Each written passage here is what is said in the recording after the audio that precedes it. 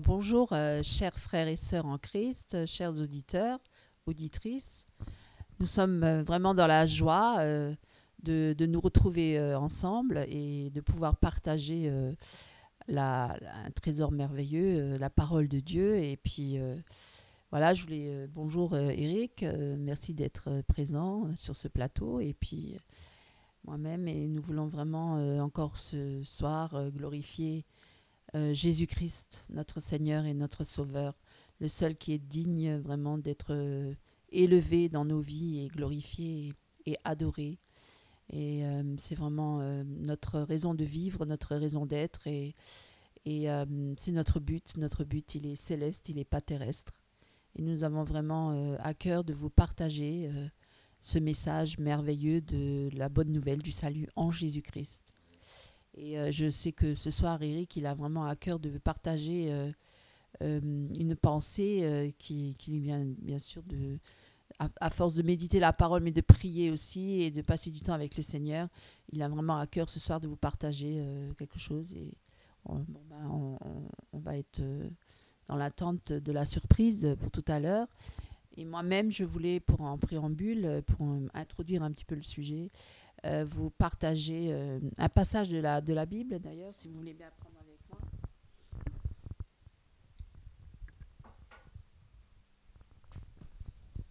Okay. Alors, si vous voulez bien prendre avec moi Hébreu. Alors, Hébreu, chapitre 11 plutôt. Et on commence tout de suite au verset 1er. Je vais essayer de le lire assez rapidement. La foi... Tu l'as trouvé? Pas encore.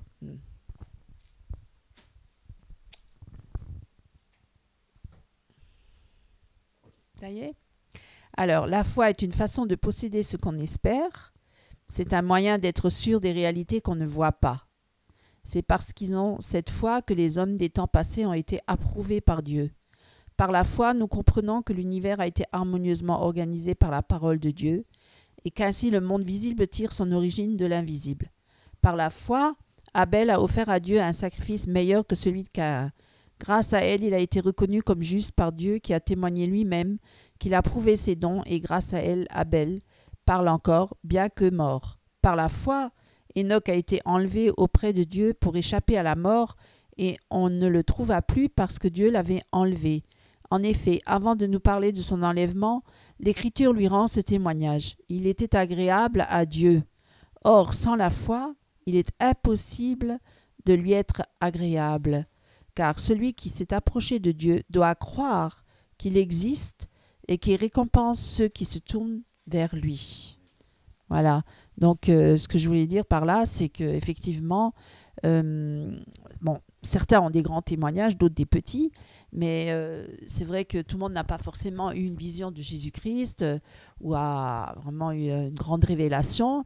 Et pourtant, ils témoignent de Jésus-Christ parce que c'est par la foi. C'est par la foi qu'ils témoignent de Jésus-Christ parce qu'il a cru.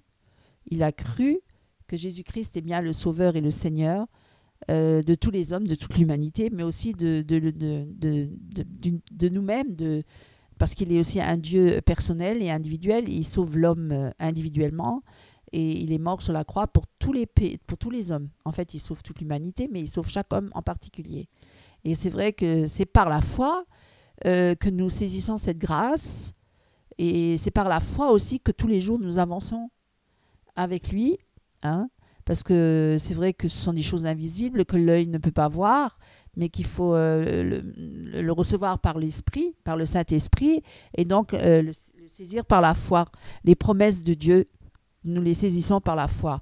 Et c'est vrai que parfois, on est un peu provoqué, et surtout dans ces derniers temps, parce que, et d'ailleurs déjà à l'époque de Noé, je veux dire, même là on lit, Noé aussi, il marchait par la foi, il a construit l'arche, et les gens se moquaient de lui et se riaient de lui et disaient mais qu'est-ce que tu fais, Noé, tu es fou, tu fais quoi là? Alors bien, amuse-toi avec nous, chante, danse, fais ce que tu veux, comme bon te semble, et puis voilà, vis ta vie. Et lui disait non, j'ai eu un ordre de Dieu et je dois construire une arche et voilà, parce que le déluge va bientôt arriver et moi je me prépare à cela. Et j'obéis à Dieu, parce que c'est dans l'obéissance. Et donc, et nous, c'est pareil. De nos jours, c'est la même chose. Il y en a beaucoup qui disent, mais oui, mais toi, tu as la foi, mais on voit rien. Tu es avec Dieu, mais on voit rien. Qu'est-ce qui se passe? Et puis, parfois, on vit des choses très difficiles aussi, des tribulations, des épreuves. Et on dit, oui, mais tu sers quel Dieu? Pourquoi tu suis Dieu?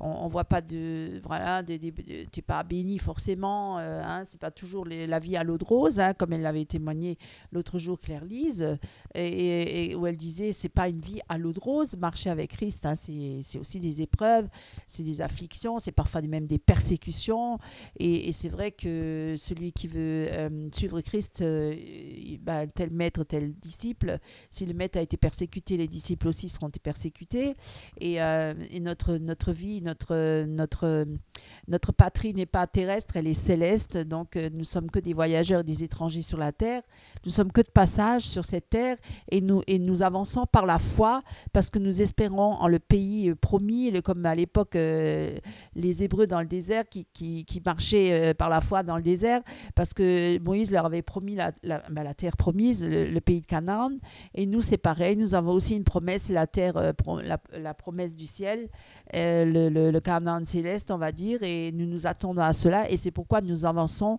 par la foi. Voilà. Et on espère aux choses qu'on ne voit pas encore, mais qu'on a déjà saisies par la foi. Et c'est pourquoi nous marchons pas comme le monde, mais à l'opposé du monde, et que voilà, nous nous sanctifions chaque jour, car sans la sanctification, nul ne verra Dieu. Et moi, je voulais juste vous encourager à continuer à marcher par la foi, même si on ne voit pas vraiment, même si on ne comprend pas tout, les circonstances de notre vie, pourquoi ceci, pourquoi ces épreuves-là, pourquoi cette souffrance, et pourquoi tant de choses qui sont contraires à ce qu'on espérait. En tout cas, ce que je peux vous dire, c'est que Dieu c'est la vérité. Dieu ne ment pas. Dieu ne peut pas mentir parce qu'il est la vérité, et ce qu'il a promis, il va l'accomplir. Voilà, donc je vous encourage vraiment à continuer à marcher par la foi, malgré les épreuves, les difficultés, les soucis, les inquiétudes. Levez la tête parce que votre délivrance est proche. Amen. Voilà, je voulais juste vous encourager. Alors, Eric, je vais te passer le micro et la parole. Merci bien. Et la parole, c'est Jésus-Christ de Nazareth. Alors mes frères et sœurs, depuis un certain temps, en méditant la parole de Dieu, c'est vrai que très souvent de fois, comme ça, on lit la parole, et puis des fois, on peut même être indifférent, on la lit d'un bloc comme ça, de verset en verset, et rien ne se passe. Mais là, quelque chose s'était passé, c'est-à-dire que la parole est vivante, et on peut la vivre dans une révélation. Et là, effectivement, il y a un verset qui m'était révélé. C'est dans Jean 14, verset 13. Jean 14, au verset 13. Alors, je vous fais la lecture dans la version Semeur.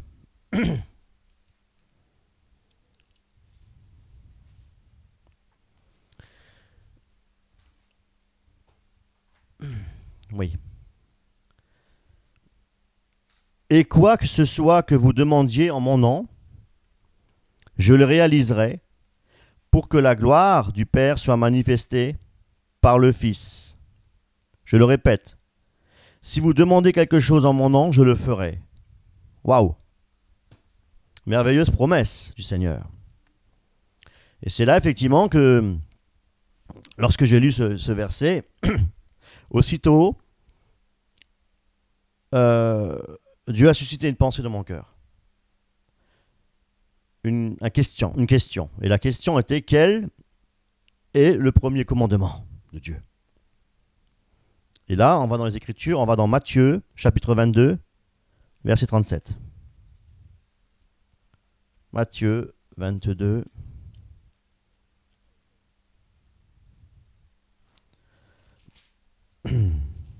verset 37.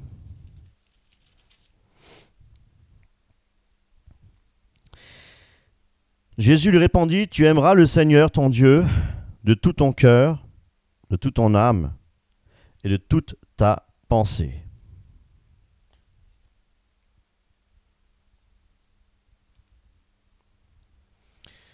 Et là, effectivement, en lisant ce passage, en travaillant avec ce verset, euh, l'esprit me montrait pour me dire, mais Eric, quelles sont tes motivations? Tes motivations sont-elles d'ordre céleste ou d'ordre terrestre? Et c'est vrai que nous portons beaucoup d'intérêt sur les choses de ce monde. Il y a des choses dans ce monde, on va dire, qui nous intéressent. Il faut dire les choses comme elles sont. On donne une certaine importance à certaines choses sur cette terre. Mais nous devons être très vigilants. Très très vigilants. Et là, j'aimerais bien partager avec vous 1 Corinthiens chapitre 2 verset 1.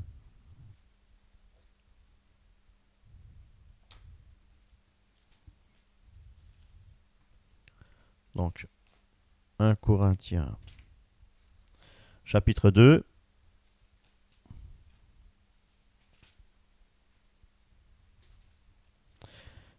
Verset 1.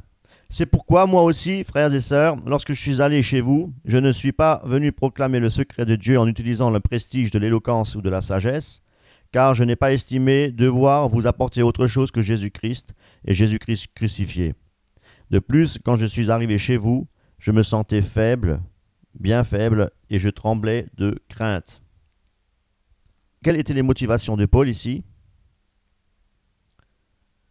Tout simplement, prêcher Jésus-Christ. Voilà. Avec la puissance de Dieu. Et posons-nous la question, nos motivations sont-elles est-ce que l'on les utilise pour satisfaire notre chair ou pour un enrichissement spirituel? On devrait vraiment faire une analyse personnelle parce que on aime effectivement, on aime la parole, on aime lire les Écritures, mais quel est l'état de notre cœur? Est-ce que nos motivations sont-elles réellement spirituelles ou y a-t-il encore des choses en nous qui sont charnelles? Et là, j'aimerais bien avec vous prendre Jean 14, verset 13.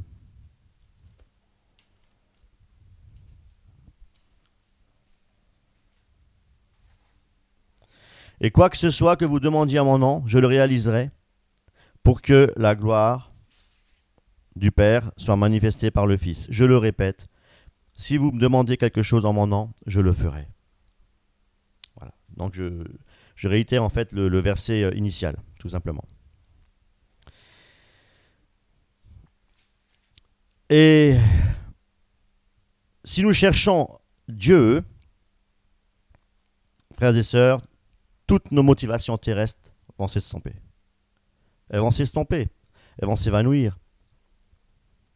Parce que ce que Dieu veut, justement, c'est notre sanctification. Ce que Dieu veut, il veut nous sanctifier, il nous appelle à lui. Si nous disons chrétiens, nous devons aussi rechercher le Seigneur. Et chercher Dieu, si nous cherchons réellement Dieu, telle doit être notre motivation. Et si nos motivations elles sont célestes, et bien à ce moment-là, le Seigneur, il peut réagir. Et à ce moment-là, le premier commandement, lorsque vous demandez quelque chose en mon nom, je le réaliserai, oui. Si nous recherchons les choses spirituelles, avant tout. Nous devons nous concentrer sur les choses invisibles. Nous devons nous concentrer sur Jésus-Christ de Nazareth. Toujours avoir les yeux dirigés et fixés sur Jésus.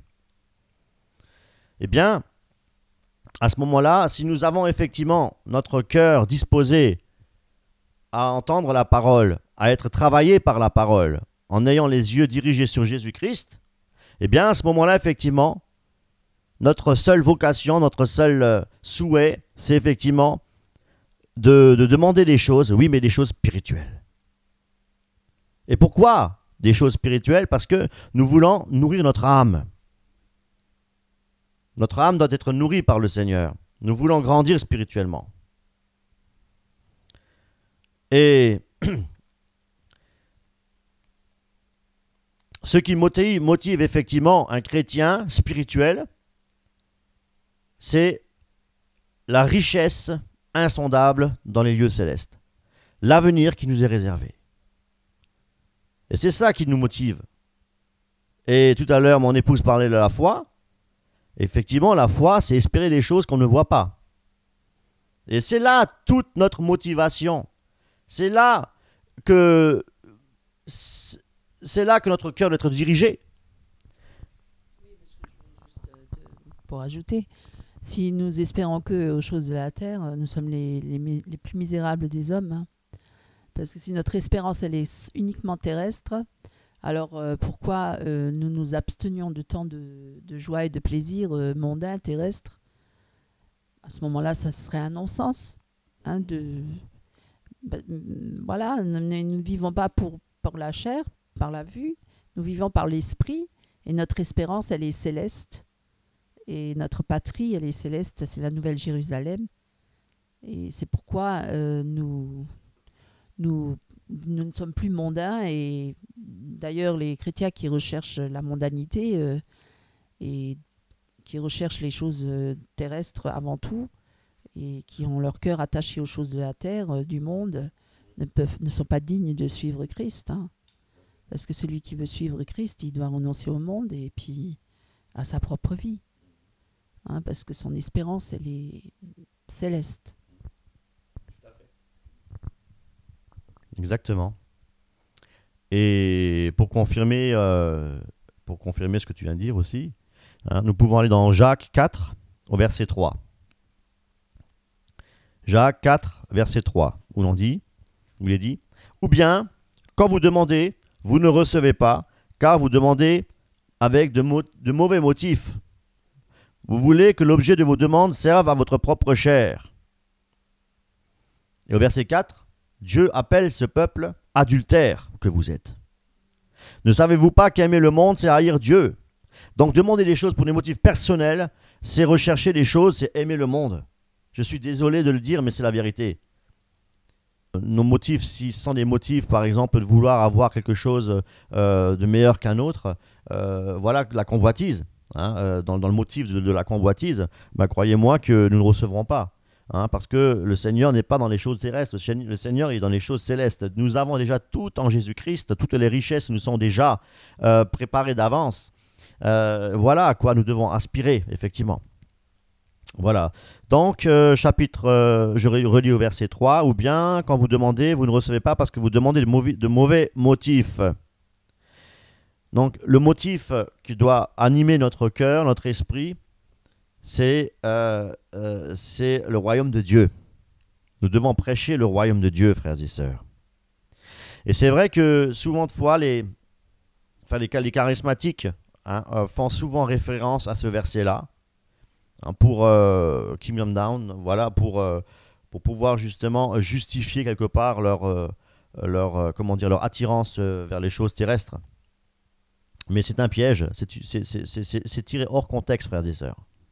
C'est tiré hors contexte. Et ça, nous le voyons dans le verset 4.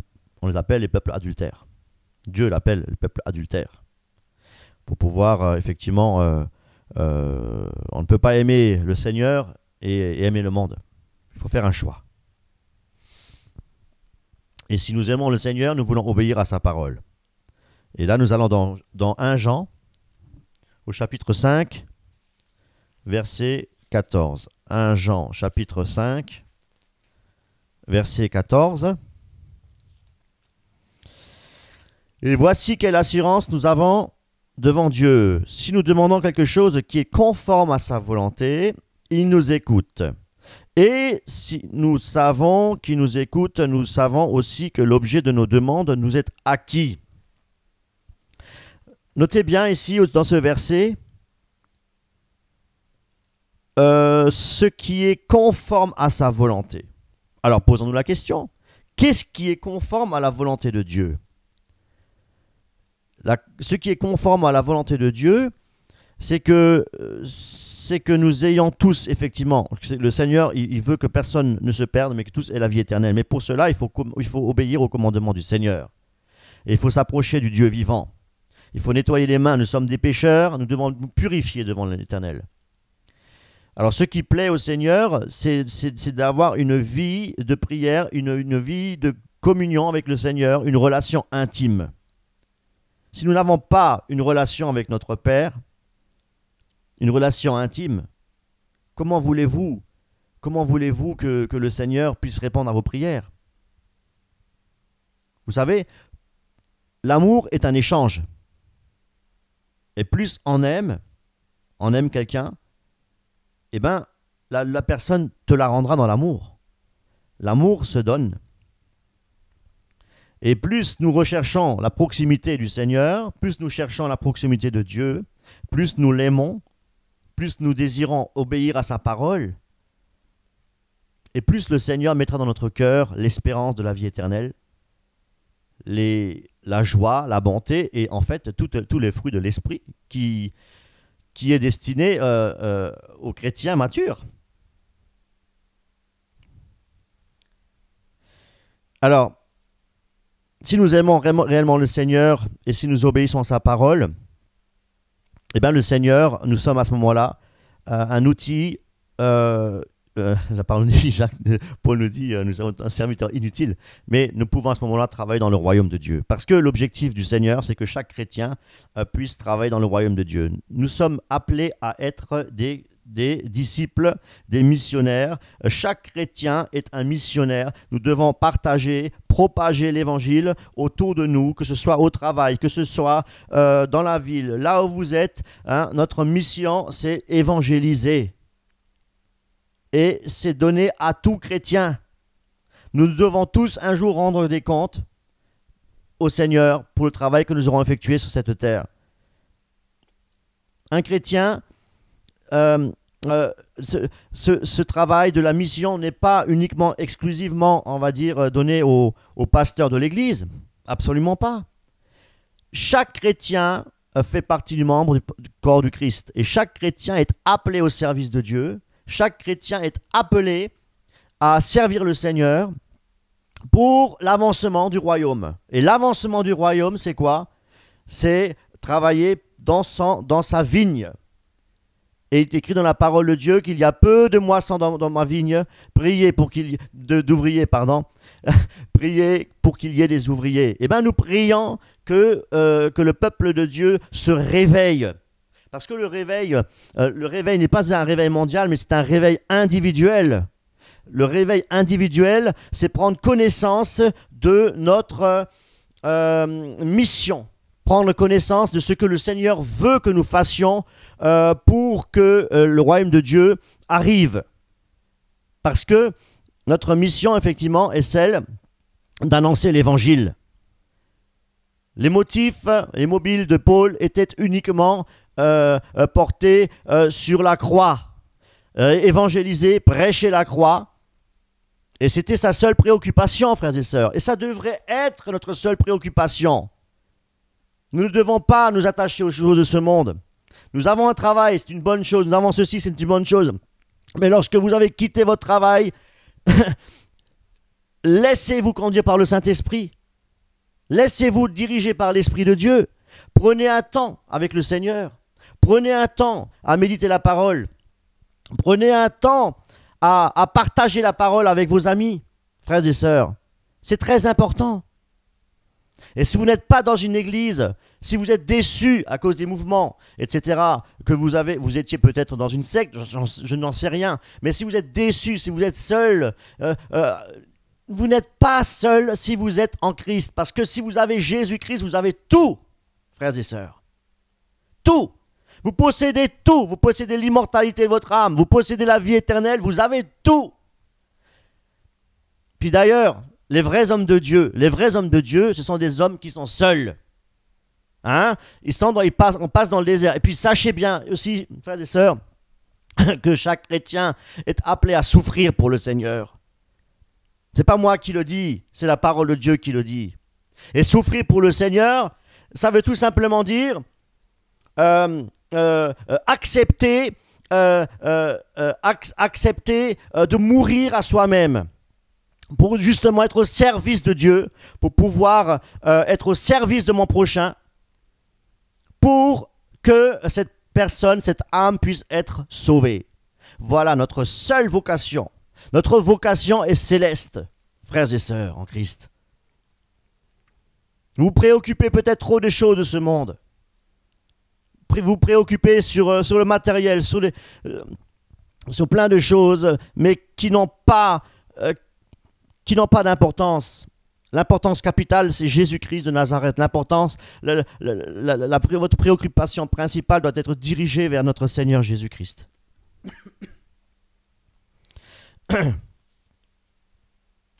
Parce que le Seigneur, il sait ce que nous avons besoin. Il le sait. On va prendre Matthieu 6, 25.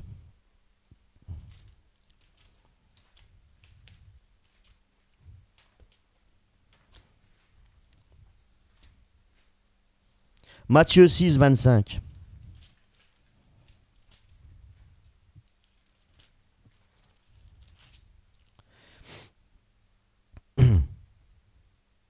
C'est pourquoi je vous dis, ne vous inquiétez pas en vous demandant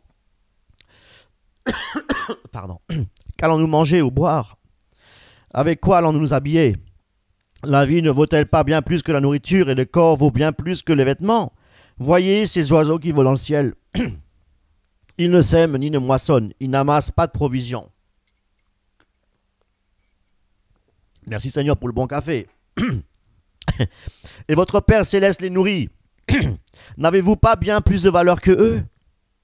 D'ailleurs, qui de vous peut, à force d'inquiétude, prolonger son existence ne serait-ce que de quelques instants? Vous savez, nous sommes un peuple au cou raide. Nous sommes vraiment comme le peuple d'Hébreu dans le désert, qui s'inquiétait tout le temps, qui ruminait, qui s'inquiétait tout le temps, voilà. Donc, parce que, et qui se lamentait jour et nuit. On est toujours dans l'insatisfaction, on n'est jamais dans la joie, on n'est jamais heureux, alors que nous avons tout en Jésus-Christ. Et ça, c'est très simple. Il faut bien comprendre une chose. Si vous êtes inquiet à ce niveau-là, c'est parce que vous êtes encore bien terrestre, frères et sœurs. Parce que quelqu'un qui est céleste, il endure les souffrances. Il accepte de passer par la souffrance pour Jésus-Christ, justement. Il accepte les insultes, l'ignominie. Il accepte toutes ces choses, les injustices même. Il les accepte parce qu'un chrétien doit passer par la souffrance. Et ça, c'est dans 1 Thessaloniciens 5, 18. Non, c'est pas dans 1... Non, pardon.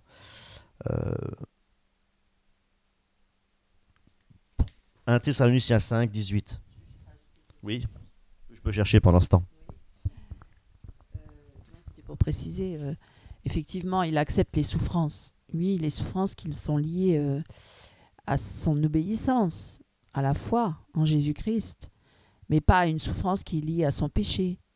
Parce que beaucoup de chrétiens souffrent parce qu'ils se sont éloignés du Seigneur et qui vivent pas toujours conformes à la parole.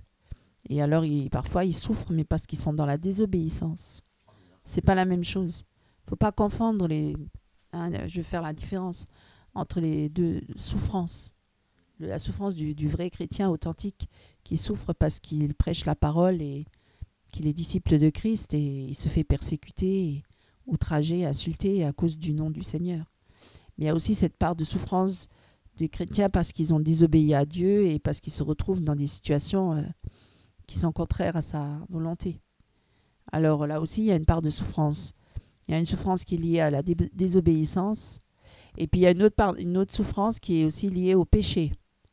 Au péché parce que beaucoup de chrétiens vivent aussi dans le péché. Et ils jouent avec le péché, ils pensent que voilà, Dieu est bon, Dieu pardonne toujours, Dieu c'est le salut aujourd'hui, le salut pour toujours. Non, il faut travailler à notre salut et tous les jours marcher sur le chemin de la sanctification et de l'obéissance. Et là, s'il y a une souffrance sur ce chemin-là, c'est une bonne souffrance. C'est une souffrance pour notre salut. Voilà, c'est comme un enfant qu'on éduque et sur le moment, quand il est éduqué ou quand on lui refuse certaines choses, voilà, il n'est pas toujours content et parfois c'est pour lui une forme de souffrance. Nous, c'est pareil, c'est pour notre édification, c'est pour notre délivrance, pour notre guérison, c'est pour notre sanctification. Dieu, il sait très bien ce qu'il fait et c'est par beaucoup de tribulations et d'afflictions que nous entrons dans le royaume de Dieu. Parce que la chair et le sang ne peuvent pas hériter du royaume de Dieu. c'est par l'Esprit Saint, c'est que nous devons naître de nouveau. Nous ne pouvons pas vivre la vie de l'Esprit si nous ne passons pas par la nouvelle naissance. Alors déjà, pour les chrétiens qui ne sont pas nés de nouveau et qui sont dans les églises et qui sont des religieux et qui sont charnels, il faut déjà qu'ils se repentent de leurs péchés et qu'ils passent par la nouvelle naissance. Hein, ça, c'est déjà un point, c'est la porte d'entrée. Ensuite, on marche par le Saint-Esprit, par l'Esprit. Et ça, c'est une souffrance qui est pour notre édification, notre délivrance. Merci Karine d'avoir précisé cela, d'avoir ajouté cela. Effectivement, c'est vrai que la repentance, c'est pas initial, quoi. Hein. Alors, on va prendre dans 1 Thessaloniciens, chapitre 2, verset 14, où nous lisons « Vous l'avez montré, frères et sœurs, en suivant l'exemple des églises de Dieu en Judée, qui sont unies à Jésus-Christ, car vous aussi, vous avez souffert de la part de vos compatriotes les mêmes persécutions qu'elles ont endurées de la part des Juifs. Ce sont eux qui ont fait mourir le Seigneur Jésus et le prophète, et ils nous ont persécutés nous-mêmes. » Et dans Hébreux, au chapitre 13, Hébreux, au chapitre 11 au verset 35. Des femmes ont vu leur mort ressusciter, être rendue. D'autres, en revanche, ont été torturés. Ils ont refusé d'être délivrés afin d'obtenir ce qui est meilleur, la résurrection. Vous voyez l'espérance? La résurrection. Et lorsque nous tournons effectivement dans 1 Thessaloniciens 2, chapitre 2, chapitre 1, c'est la résurrection. C'est l'espérance de la présence continuelle avec le Seigneur. Voilà ce qui motivait les Thessaloniciens justement à endurer la souffrance. Et c'est ce que chaque chrétien devrait espérer. Voilà. Et même se réjouir, on va prendre Philippiens chapitre 4 verset 4, se réjouir même lorsque rien ne va. Hein? Réjouissez-vous en tout temps de tout ce que le Seigneur est pour vous. Oui, qui est-il le Seigneur pour nous? Oui, je le répète, soyez dans la joie. Soyez dans la joie. Et au verset 5, nous avons la réponse. Pourquoi? Faites connaître par votre amabilité envers tous les hommes, le Seigneur est proche. Voilà, le mobile de notre, de nos attentes, notre espérance, c'est le retour de Jésus-Christ, le retour du Seigneur, la vie éternelle, que nous soyons vivants quand il revient, ou si nous devons passer par la mort, nous savons que notre espérance est éternelle, frères et sœurs. Satan veut nous dérober cette joie. Satan ne veut pas que nous sachions que, effectivement, que lorsque, après la mort, effectivement, nous avons cette vie éternelle. Mais imaginez-vous, là où il n'y aura plus de pleurs, il n'y aura plus de deuil, le Seigneur lui-même nous éclairera, nous serons éternellement auprès du Seigneur. Mais c'est ça la motivation des premiers chrétiens, et c'est pour cette raison-là qu'ils avaient cette force pour endurer ces épreuves et ces souffrances.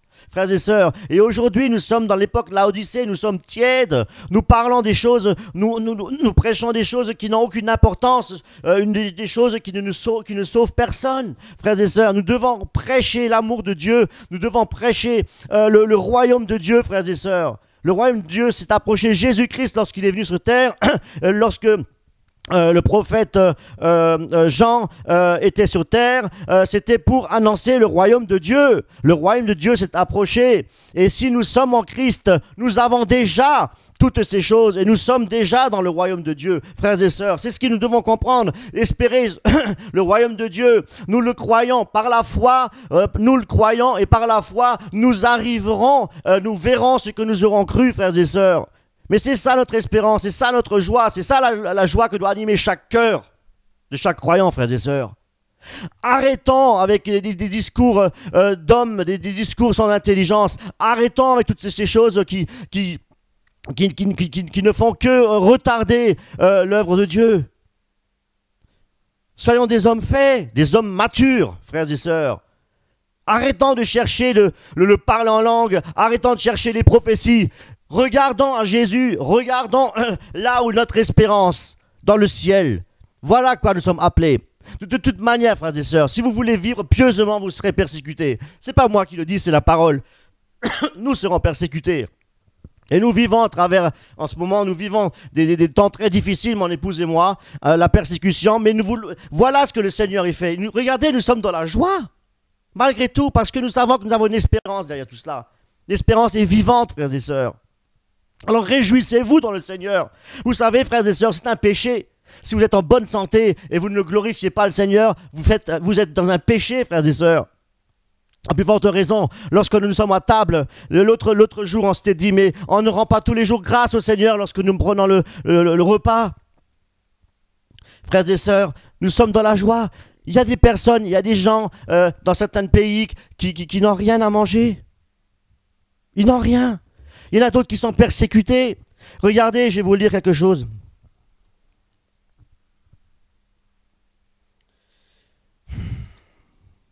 Comment rester insensible face à tout cela, frères et sœurs? Là, en Éthiopie, quand Boja s'est détourné, des traditions pour devenir chrétien, les gens de son village l'ont frappé si brutalement qu'il a failli mourir. En ce dimanche de Pâques, souvenons-nous des paroles de Jésus sur la croix. Père, pardonne-leur car ils ne savent pas ce qu'ils font. Prions pour que Boja puisse dire ces mêmes paroles au fond de son cœur. Les portes ouvertes, calendrier de prière. Comment rester insensible à cela? Et nous avons tout. Nous avons tout. Nous nous plaignons. On se plaint de tout. On n'est jamais content. On a un problème avec la voiture. On râle. Oh, frères et sœurs. Il y en a d'autres qui sont dans des conteneurs en Corée du Nord. Dans une chaleur... non, c'est en Afrique, je crois. Dans une chaleur insoutenable. Ils sont compressés là comme des oignons. Et en train de suffoquer. Ils doivent renier Jésus-Christ, mais ils ne le font pas. Et ils souffrent comme ça jusqu'à la mort. Frères et sœurs, qui sommes-nous? Nous. Qui sommes-nous Est-ce qu'on a le droit de se plaindre? Est-ce qu'on a le droit de se plaindre? Il faut qu'on arrête tout ça. Il faut arrêter. Il faut regarder les choses en face. Nous devons nous préparer au retour du Seigneur Jésus-Christ. Ça coûte un prix. Mais le prix, Jésus-Christ, lorsqu'il est mort sur la croix, pensez-vous que c'est en vain qu'il a fait? C'était un amusement, il s'est laissé clouer comme ça sur la croix. Mais non, il a pris tous les péchés de toute l'humanité, frères et sœurs. Toute l'humanité. Et c'est pour ça que Paul dit, pécherions-nous encore? Parce que nous sommes sur la grâce. Parce que nous sommes sur la grâce, frères et sœurs. Mais la grâce, ça ne veut pas dire que nous pouvons faire ce que nous voulons. Ça ne veut pas dire que parce que nous sommes sur la grâce, eh bien, je peux continuer à pécher, c'est pas grave. Le Seigneur me pardonnera. Je reste... Mais frères et sœurs, le fait de ne rien faire, le fait de rester indifférent face à toutes ces choses-là, c'est un péché. Mais c'est grave. Devant le Seigneur, c'est grave. Nous devons réagir. Nous devons avoir un cœur d'amour pour ces gens-là. Prions pour eux. Prions pour eux. Je parle pour moi-même, là. Hein. Je parle pour moi-même. Hein. Je suis le premier à devoir prier pour ces gens-là. Voilà. Si le Seigneur nous met ça à cœur, il faut le faire. Oui, effectivement, on ne se rend pas compte dans ces pays développés, très matérialistes, capitalistes, que dans d'autres pays, des pauvres chrétiens sont persécutés et mis en prison et torturés et tués. On ne se rend pas compte, hein, parce qu'on ne le voit pas, ou si peu, que c'est une réalité quand même. Et que ces gens-là, ils sont persécutés à cause du nom du Seigneur. Jésus-Christ, comme nous on le lit là dans la Bible, on le lit dans la parole, comme les premiers chrétiens qui ont été persécutés, qui étaient des martyrs, alors qui ont été crucifiés ou jetés dans la fosse aux lions, ou voilà, torturés, écartelés. Alors on dit, ah oh, c'est grave, mon Dieu, quelle foi! Et ils ont tenu jusqu'au bout et ils n'ont pas renié le Seigneur. Mais nous, on est loin de tout ça. On est très, très, très loin. Et quand on voit sur Internet toutes ces églises de prospérité, de méga church où on est tous dans l'exaltation, dans la gloire. Mais quel Jésus il prie là? C'est quel Seigneur? et où l'homme est élevé, l'homme est glorifié, déifié, hein, l'homme est Dieu dans les églises. Et puis on élève des apôtres, on en fait des dieux, euh, des supermen, hein, des archibishops. Et puis voilà, c'est incroyable ce contraste entre ces chrétiens persécutés et torturés et qui ne renient pas le Seigneur et nous dans ces pays développés, matérialistes, capitalistes, qui sont là à déifier l'homme. Hein. On ne se rend pas compte que un jour la persécution elle viendra aussi sur nous. Parce qu'à un moment donné, il y aura, puisque le nouvel ordre mondial se met en place et qu'on attend la venue de cet homme impie, l'antéchrist, hein, et donc il va mettre en place une grande persécution, justement pour persécuter les chrétiens, mais les chrétiens du monde entier, là. Personne n'y échappera.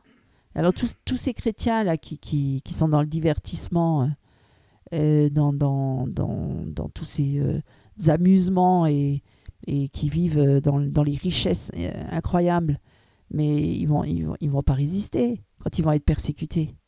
Ils vont pas résister, ils vont tomber, ils vont chuter. Ils seront pas prêts. Ils comprendront pas. Ils diront mais non, mais ça c'est pas Dieu. Mais comment il peut laisser faire ça? Mais pourquoi on est persécuté? Mais ils comprennent rien. L'évangile, ils ont pas compris. C'est pas le kingdom now maintenant. Ça veut dire on règne maintenant et puis c'est le paradis sur terre. Ça, mes amis, ouvrez les yeux. Si vous lisez l'évangile, tous les vrais chrétiens, les authentiques chrétiens, ils ont été persécutés. Et puis, ils n'ont jamais été... Jésus n'a pas été aimé, il a été haï. Ceux qui l'ont aimé, ben, ils l'ont suivi. Mais à partir du moment où on suit le Seigneur, on est haï du monde. Parce que le monde y est, tout ce qui vient de Dieu. Parce que le monde est contraire à Dieu. Donc, il est en opposition. Ça n'a rien à voir. Tout à fait. Et nous sommes citoyens des cieux. Frères et sœurs, ne l'oublions pas. Nous sommes citoyens des cieux. Notre patrie est céleste, frères et sœurs. On va prendre un Thessaloniciens au chapitre 1, versets 9 et 10. Chapitre 1, versets 9 à 10. On raconte en effet à notre sujet quel accueil vous nous avez réservé et comment vous êtes tournés vers Dieu en vous détournant des idoles pour servir le Dieu vivant et vrai. Et pour attendre que vienne du ciel son Fils qu'il a ressuscité. Ça, c'est l'espérance. D'abord la foi, l'espérance. Jésus qui nous délivre de la colère à venir. Ça, c'est l'amour de Dieu. La foi, l'espérance et l'amour resteront. Et là, nous pourrons aller dans 1 Corinthiens. 1 Corinthiens 13, 13. En somme, 3 choses demeurent. La foi, l'espérance et l'amour. Mais la plus grande d'entre elles, c'est l'amour. Alors, frères et sœurs, là, nous sommes dans 1 Corinthiens. Attachons-nous à tout ce qui demeure. La foi, l'espérance et l'amour. Voilà. La foi, l'espérance, espérer donc en les choses célestes. Notre avenir est céleste. Et l'amour. L'amour consiste en quoi? En garder les commandements de Dieu. C'est ça l'amour de Dieu. L'amour, c'est d'abord avoir une relation personnelle avec le Seigneur pour pouvoir après aimer son prochain. Comment veut-on aimer notre prochain si nous n'avons pas un réel amour avec le Seigneur? Frères et sœurs, on ne peut pas mettre les choses à l'envers. Le premier commandement, tu aimeras ton Dieu de toute ton âme, tout ton cœur, etc. Et ton prochain comme toi-même. Donc c'est une réalité. C'est une réalité. On va prendre Philippiens. Philippiens, chapitre 3, verset 13.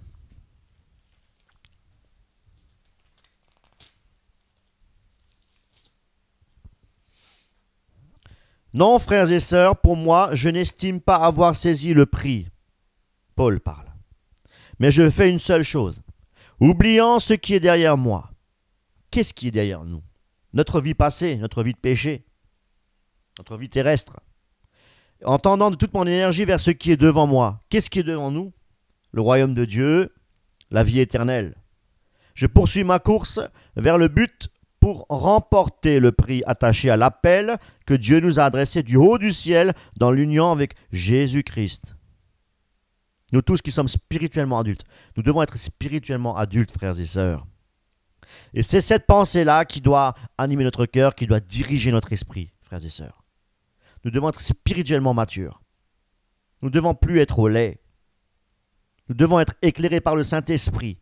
Vous savez, plus nous cherchons Dieu, plus nous sommes animés du désir de chercher la volonté de Dieu, et plus le Seigneur va se révéler à notre cœur. Et plus nous allons comprendre certaines choses. Et plus le Seigneur va nous donner la joie du ciel, la profondeur, l'amour. C'est un partage, l'amour.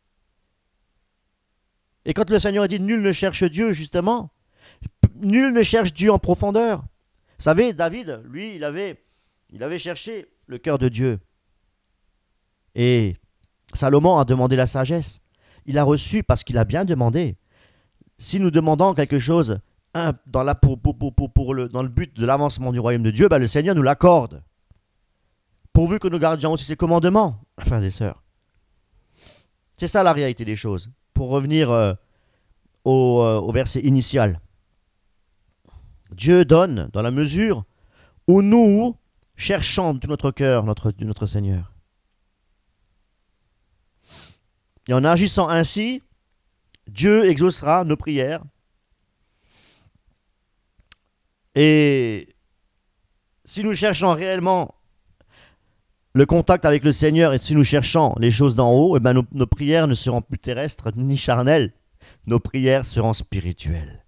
Voilà le chrétien mature. Le chrétien mature, c'est celui qui fait des prières spirituelles. C'est-à-dire, c'est quelqu'un qui cherche à recevoir du Seigneur pour l'édification personnelle, l'édification commune, même dans l'Église, au sein de l'Assemblée, mais surtout pour que des âmes parviennent eux-mêmes après dans la maturité spirituelle, mais pour l'évangélisation également des âmes perdues. Voilà, pour qu'ils puissent être touchés par le Saint-Esprit. Notre seule vocation doit être une vocation céleste, frères et sœurs. Nous avons été appelés à servir le Seigneur. Alors, si nous avons été appelés à servir le Seigneur, servons-le de tout notre cœur, car le Seigneur a bien dit qu'il vomira les tièdes. Ou restons complètement froids, ou restons complètement chauds, mais ne restons pas des chrétiens religieux, c'est-à-dire des chrétiens qui satisfait leur propre chair et en même temps qui de temps en temps font leur petite prière et ils vont le dimanche à l'église. Non, c'est pas ça que Dieu recherche. Le Seigneur, il cherche des âmes qui l'aiment, qui lui appartiennent. Voilà. Oui, donc, frères et sœurs, chers invités, comme Paul, ayant les yeux fixés, dirigés vers Jésus-Christ. Il n'y a que Dieu seul qui peut vraiment nous sauver. Que Dieu seul. C'est pas par les forces, c'est pas non plus par les œuvres stériles que nous arriverons à nous sauver ou à nous pardonner nos propres péchés. Dieu est tout-puissant, il est le seul qui puisse nous pardonner les péchés. Jésus-Christ est bien le Fils de Dieu et Jésus-Christ a un Père. Voilà, Jésus-Christ a un Père. Que le nom du Seigneur soit béni. Amen. Oui, ce que je voulais encore ajouter, pour ce que tu disais tout à l'heure, il faut avant tout chercher à plaire à Dieu et pas aux hommes. Hein. Si on recherche encore la faveur des hommes, on n'est pas digne de suivre Jésus-Christ. Voilà, et puis bon, beaucoup de chrétiens recherchent avant tout la communion fraternelle. Hein. Être dans les églises, être bien ensemble les uns avec les autres. Et puis bon, on dit oui, aimez-vous les uns les autres. Oui, bien sûr, c'est biblique. Mais ce n'est pas suffisant. Beaucoup de chrétiens ont peut-être beaucoup de relations avec beaucoup de personnes autour d'elles, mais n'ont pas forcément une relation, une communion intime avec Christ, avec le Seigneur. avec le Père à travers Jésus-Christ, bien sûr. Puisque Jésus-Christ, c'est le Fils de Dieu qui nous a ouvert le chemin vers le Père. C'est Jésus-Christ qui l'a dit, je suis le chemin, la vérité et la vie. Nul ne vient au Père que par moi. Il est notre intercesseur, il est notre médiateur et puis c'est lui qui nous a réconciliés avec le Père et qui nous a permis d'avoir à nouveau une relation avec le Père, qui est esprit et vie. Bien sûr, toujours été ensemble. Et ce que je voulais surtout dire, c'est que oui, beaucoup de chrétiens recherchent avant tout la relation les uns avec les autres, mais n'ont pas une relation directe avec le Seigneur, n'ont pas une grande communion profonde avec le Seigneur. Et ils recherchent surtout la faveur des hommes et les applaudissements et bien sûr d'être glorifiés et quand ils font des œuvres. Parce que beaucoup font des œuvres dans les églises, c'est pour être connus, c'est pour être reconnus, c'est pour être applaudis, c'est pour voilà, avoir la faveur des hommes, c'est pour... oui, c'est pour la chair, hein, c'est pour la satisfaction de la chair. Et c'est très dangereux. Et c'est pourquoi que nous, on s'est retiré de toutes ces églises-là, parce que ce n'était pas notre but. Notre but, c'était avant tout de suivre Christ et de marcher dans ses voies et d'obéir au Seigneur. Et on aurait eu beaucoup de problèmes à rester dans ces églises-là, parce qu'on n'aurait pas pu grandir spirituellement. Parce que beaucoup de chrétiens sont des bébés spirituels. Ils resteront toujours au lait. Et ils veulent rester bébés. Et c'est d'ailleurs pour ça que la plupart, ils sont dans ces babillements, hein, parce qu'ils sont encore des bébés. Hein. Et alors qu'en Christ, il faut grandir. Il faut devenir des hommes et des femmes matures, à la stature parfaite de Christ. C'est nous tendant vers la perfection. Et ça coûte un prix. Ça coûte un prix. Et pas beaucoup veulent payer ce prix-là. Voilà, beaucoup préfèrent rester dans la vallée, comme on dit. Et là, c'est bien, on s'amuse, on rigole, on est ensemble, on est bien. On se sent en sécurité parce qu'on est les uns avec les autres. Mais le jour où Jésus va revenir, voilà, ça sera la surprise. Hein. Ce sera la surprise. Parce que beaucoup seront surpris. Et parce qu'il viendra comme un voleur dans la nuit. Ce qui est important, c'est la relation avec Dieu dans l'amour. Oui, mais la relation avec Dieu en intimité, dans l'amour, eh ben, Dieu nous transmet ses pensées. Et ses pensées, c'est de dire, préparez-vous à ma venue, à mon retour. Ça, il ne faut quand même pas l'omettre non plus. Oui, effectivement, aujourd'hui, ce que nous devons faire, surtout, c'est avertir le peuple pour ne pas justement être dans cette position, on va dire, de bien-être spirituel. Non, nous devons réellement ouvrir nos yeux, savoir que le retour de Jésus-Christ est réellement proche et que nous devons nous préparer à la rencontre du Seigneur. Et pour nous préparer à la rencontre du Seigneur, nous devons avoir une communion intime avec notre Seigneur. Tout homme et toute femme doivent se préparer chaque jour de rencontrer son Dieu. Parce que notre vie, on ne connaît pas nos nombre d'années qu'on va encore vivre sur la terre. Et puis un jour, on va le rencontrer de toute façon. Hein. On va tous mourir un jour, hein, je veux dire. Même si Jésus ne revient pas aujourd'hui ou demain, je veux dire que chaque homme et chaque femme est confronté à la mort et à se retrouver face à Dieu. Et donc, voilà, nous, on a cette chance de l'avoir rencontré et de pouvoir s'y préparer. Et c'est certain que... et puis, préparez-vous au retour du Seigneur, préparez-vous, sanctifiez-vous. L'Église a toujours dû se sanctifier, hein, dans tous les siècles passés déjà. Donc, ce n'est pas un nouvel évangile, hein, c'est toujours le même message. Il n'a pas changé. Il n'a pas changé. Voilà, donc je remercie, je remercie Eric de nous avoir partagé ses pensées par rapport à la parole de Dieu et d'exhorter, d'encourager le peuple de Dieu à revenir pleinement à Christ et à rechercher une communion intime et profonde dans une relation d'amour, bien sûr, avant tout, et moins chercher la faveur des hommes et la gloire des hommes surtout, d'être glorifié. Parce que bon, c'est ce qui menace beaucoup de chrétiens dans les derniers temps. Donc, ouais, et puis bon, parce qu'il y a l'image aussi, les médias, les hommes sont beaucoup médiatisés. Et donc, c'est un peu le star system. Il est un peu développé, comme il est dans le monde, il est aussi développé dans les églises. Alors tout le monde regarde Internet et tout le monde veut devenir une star dans la musique, dans le chant. Tout le monde veut briller, tout le monde veut être mis sur le feu de la rampe et sur l'estrade, quoi. C'est ça qui est malheureux. Et on est plus à la recherche de notre propre gloire que de la gloire du Seigneur. Parce que c'est Jésus. Pourtant, Dieu a dit, je ne donnerai ma gloire à personne. La gloire, elle revient seule à Dieu. Parce que c'est lui qui mérite toute la gloire et l'adoration. Alors moi, les gens qui par exemple, jouent de la musique et puis qui sont applaudis devant... C'est comme le monde, alors c'est mondain. C'était pas le but. Hein. On n'est pas là pour épater la galerie. On est là pour prêcher l'évangile et la prédication de la croix et la repentance des péchés et le royaume de Dieu. Hein. Voilà, mais peut-être à une prochaine fois. En tout cas, nous vous remercions pour votre écoute et d'avoir écouté jusqu'au bout. Que soyez bénis et à la prochaine. Au revoir.